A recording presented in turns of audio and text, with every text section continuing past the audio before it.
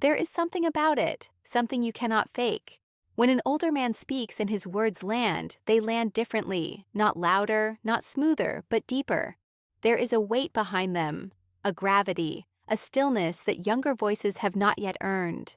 And when that kind of man looks at you and says something true, it does not just touch your ears, it reaches your bones.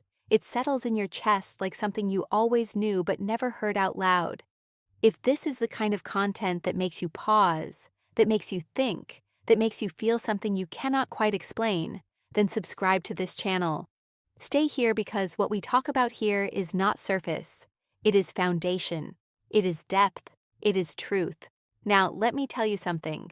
Not every compliment is equal. Some words are thrown like confetti, cheap and scattered. They mean nothing. They dissolve before they land. They are designed to impress, not to honor. But some words are placed like stones, carefully, deliberately, with intention, and they remain long after the voice fades. Long after the room empties, they stay with you. They live in you. There is a difference between a boy who says you look good and a man who says you carry yourself well. One is about the outside. The other is about the architecture, the structure, the invisible thing you built. When no one was watching, when no one was clapping, when the lights were off and the audience was gone, that is what an older man sees. Not the show, but the scaffolding. Let us begin. The first compliment that hits different from an older man is this: you are not like most people. Now listen carefully. When a younger man says this, it often means you surprised him. You did not fit his small box. His limited experience gave him a narrow frame and you exceeded it. That is not deep.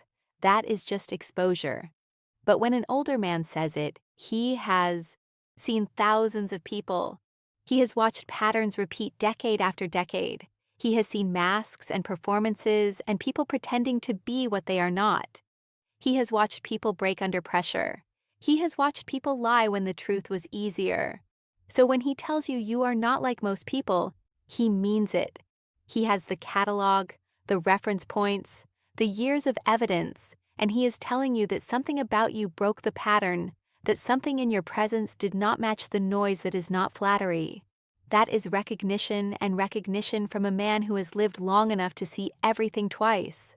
That is rare. That is sacred. Hold it close.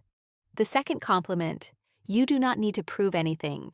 This one will shake you because you have been proving yourself your entire life to your family, to your workplace, to friends who kept score, to people who never even asked, but somehow made you feel like you owed them. Evidence of your worth. You have been performing, earning, showing, justifying your space every single day without rest, without recognition.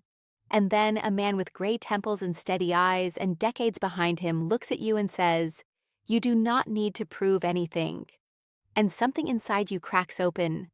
Not because he gave you permission, but because he saw what you were doing to yourself.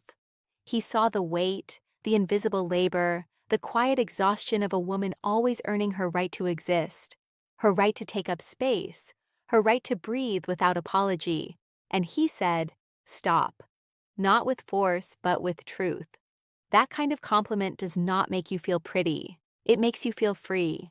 It makes you feel seen in a way that terrifies you because you forgot what it felt like to be witnessed without performing first. The third one: you remind me of someone I deeply respect. Now, this is not comparison. This is alignment. This is lineage. When an older man says this, he is connecting you to a woman who shaped him, his mother perhaps, a mentor, a teacher, a woman who walked into a room and changed its temperature. A woman who changed the direction of his life without raising her voice. And when he sees that quality in you, he is not being nostalgic. He is being precise. He is saying you carry something timeless, something I have only seen in women who mattered, in women who left marks. Not on skin, but on character, not on paper, but on souls. That compliment is an inheritance. Accept it. Let it sit on your shoulders like a mantle because it was not given lightly. It was earned by the woman before you and now passed to you. The fourth: you are the calmest person in this room. Let me tell you why this one cuts deep, deeper than you expect. Because the world rewards noise. It rewards reaction. It rewards the loudest voice and the fastest response. It rewards chaos disguised as passion, and drama disguised as strength. But an older man knows something different. He knows that power is not volume. Power is stillness. Power is the woman who does not flinch, who does not rush, who does not react from emotion alone, who lets the chaos spin and remains exactly where she is, unmoved, unshaken, present. When a man of experience notices your calm, he is not commenting on your mood. He is not saying you seem relaxed. He is honoring your discipline, your warfare. Because calm is not passive. Calm is a choice. Calm is warfare without casualties. Calm is dominance without destruction. And he sees that. He respects that because he knows how many years it takes, how many storms it costs to master that kind of silence. And you have mastered it. Even if you do not fully see it yet. The fifth compliment, you are going to be fine. This one sounds simple, almost too simple, but context is everything.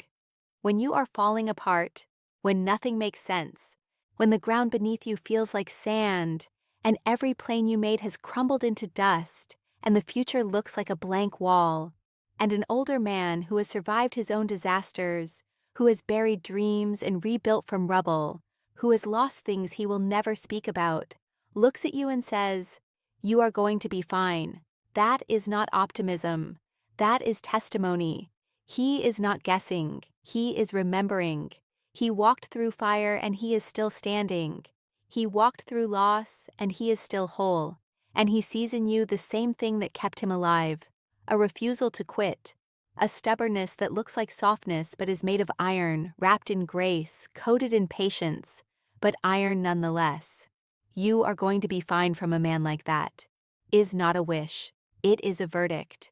It is a prophecy spoken by someone who earned the right to prophecy. Believe him. The sixth compliment. You do not tolerate nonsense, and I admire that. This one matters more than you think because so many women are taught to be agreeable, to smooth things over, to make peace even at their own expense, to smile when they are burning, to nod when they disagree, to shrink when they should stand. And when you stop doing that, when you finally stop, some people call you difficult. They call you cold. They call you too much. They call you intimidating, as if your strength is an inconvenience to their comfort.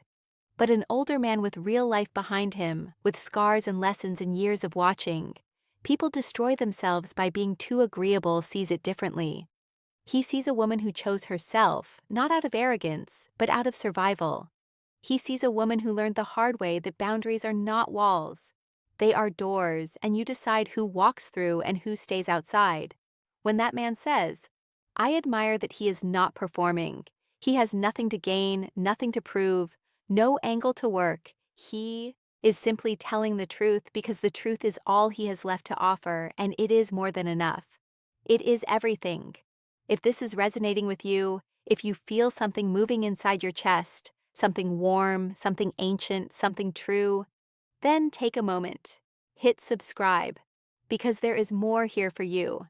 And you deserve content that speaks to who you are becoming. Not just who you were, not just where you have been, but where you are going. Now, the seventh compliment, whoever raised you did something right. This one will stop you dead in your tracks because maybe you raised yourself. Maybe the people who were supposed to guide you were not there. Maybe the chairs were empty at the table where your parents should have sat. Maybe you built your own compass from broken pieces and conflicting maps and sheer will. But when an older man says this, he is not praising your parents. He is praising the result. He is praising you. He is saying somewhere, in the chaos, somewhere in the wreckage, something took root, something good, something unshakable, something beautiful, and it grew.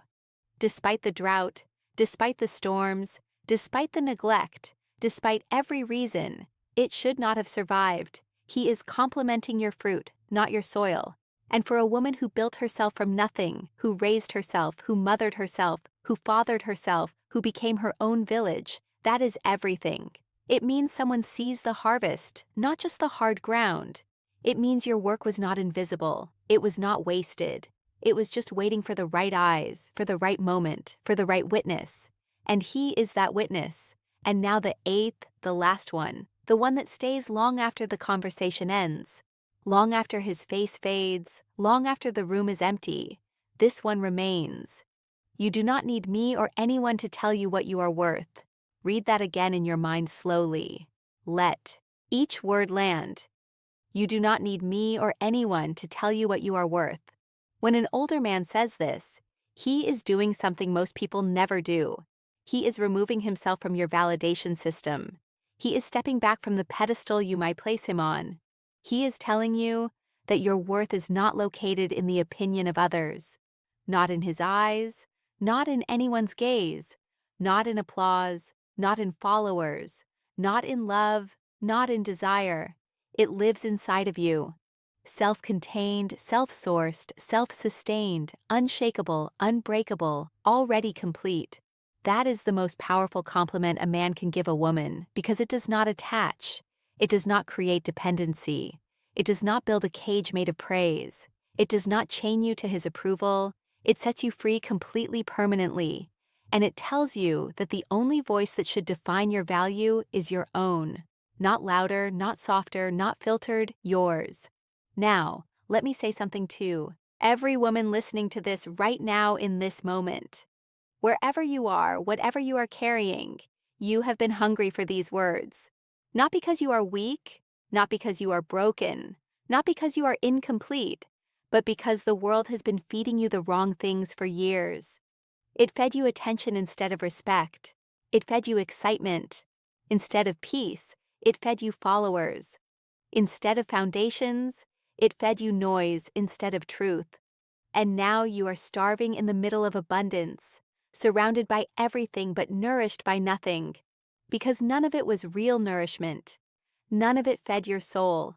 None of it touched the part of you that actually needed to be touched. These compliments hit different. Not because of who says them, not because of age or experience alone, but because of what they honor. They honor your stillness, your discipline, your backbone, your refusal to shrink, your ability to keep going when the world gave you every reason to stop, every excuse to quit, every permission to collapse, and you did not.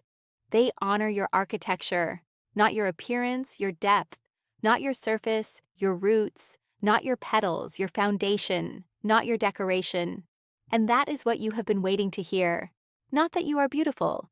You already know that the mirror told you, the world told you. That was never the question. The question was, am I seen? Am I known? Am I valued? For what lives beneath the surface? And the answer from a man who has lived long enough to know. The difference between beauty and substance is yes, you are seen. You are known. You are valued. Not for what you show, but for what you are. At the core, in the silence, in the dark, when no one is watching, that is where your worth lives, and it is blinding. Do not dim it. Do not shrink it. Do not package it for someone else's comfort. Do not fold yourself into a smaller shape so that smaller minds can understand you. Let it burn at its own pace, in its own way, on its own terms, and the right people will see it. The right man will recognize it. Not because he wants to own it, not because he wants to control it, but because he has learned that some things are not to be held. They are to be witnessed and honored and left wild, left free, left untamed. You are not looking for someone to complete you. You are never incomplete. You are looking for someone brave enough to stand beside you without needing you, to be less without needing you, to be quieter, without needing you to dim your fire. So his can seem brighter. That is the standard. That is the frequency. That is the baseline. And you will not find it by lowering your voice. You will not find it by abandoning your truth. You will find it by owning it.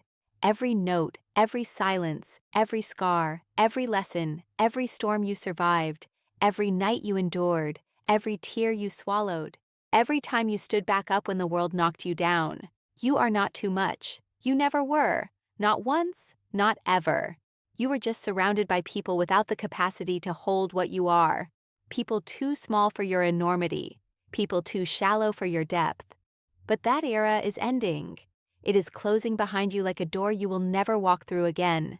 And this new chapter, this next season belongs to you.